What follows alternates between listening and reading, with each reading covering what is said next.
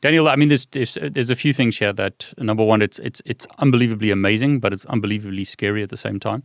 The question I get from a lot of people, a lot of YouTube comments is, it's pointless even worrying about studying because AI is going to take all the jobs away.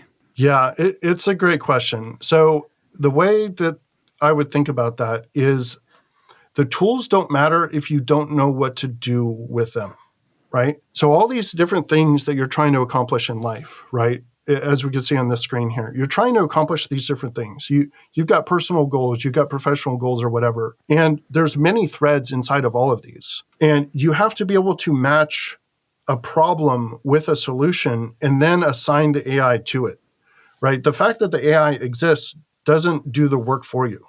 So I would say that the more general your knowledge is, and you want to be like an expert in a couple of things, but the more general your knowledge is and the more you can like link knowledge from one domain to another. This also really helps with hacking, by the way. That's going to make you really good at AI if you just like understand like the je ne sais quoi of different things. Like if you know what the real problem is and you can articulate the problem, well, then you can articulate the solution. So I would say people who get really good with AI, they're going to be in really good shape. They're not going to suddenly lose their job because there's going to be more to do with AI. And the problems will just change and you just evolve with it. Now, eventually, if it becomes superhuman and there's a million of them, well, we could have that conversation. But right now, people who learn AI, massive advantage. I heard you, I think it was at NOMSEC, Ben's NOMSEC's, you did a presentation with Ben where you're talking about the old days, right? Automation took away a specific job. But I mean, you can do a much better job of explaining what you were talking about there, where you mentioned context. It's like things are changing now where AI could take away a lot of jobs. Yeah. Essentially, in terms of like, I would say average knowledge worker jobs, it is a little bit scary. Yeah. Right. It requires people to sort of up-level their thinking into more thinking like this to be able to survive, to be nimble, right? Because before, what happened was we were replacing specific tasks like, oh, we're going to do spreadsheet analysis. But the tool only did that. So guess what? You could just take your job and do something other than spreadsheet analysis. Whereas AI, it's not replacing a specific task. It's replacing intelligence and creativity. Yeah. And that's what's truly scary.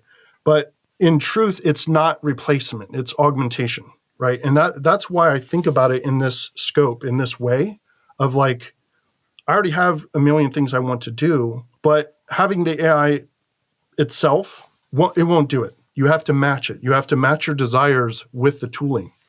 And that's where the creativity is. I think you mentioned earlier, it was rich people or technical people have a huge advantage. You have to basically get on this bandwagon or on this train or whatever you want to call it right now, because if you don't, you're going to get left behind, right? Yeah.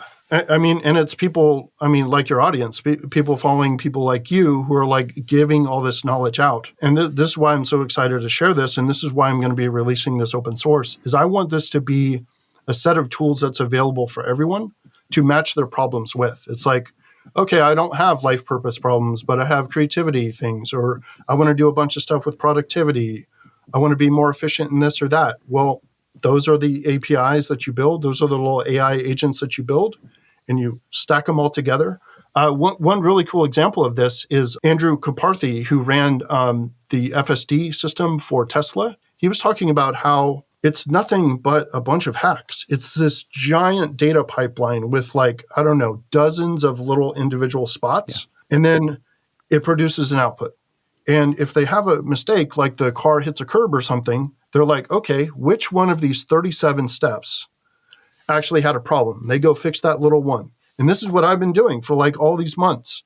Like, I'm like, I don't like how it did that essay. I don't like how it did that tweet thread. Boom, boom, go change the AI. Now the next time I run it, it's even better.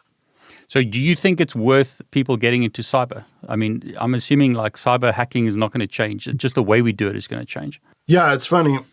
Myself and Jason Haddix, Joseph Thacker, a bunch of us hack on, are kind of mixing hacking with this at the same time.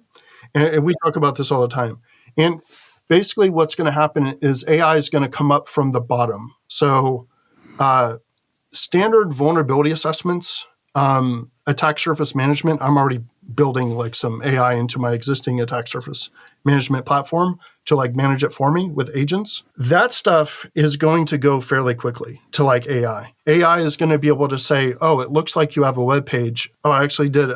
I could show that demo maybe another time. But I did a thing where I took the screenshots from the output from a scan and pasted it in and said, which nuclei templates? Yeah, so essentially what that one does is you just drag screenshots into it. And by the way, anytime I'm going to a website or anything, I'm physically doing anything, I put that surrounded in red. Like I need to automate that.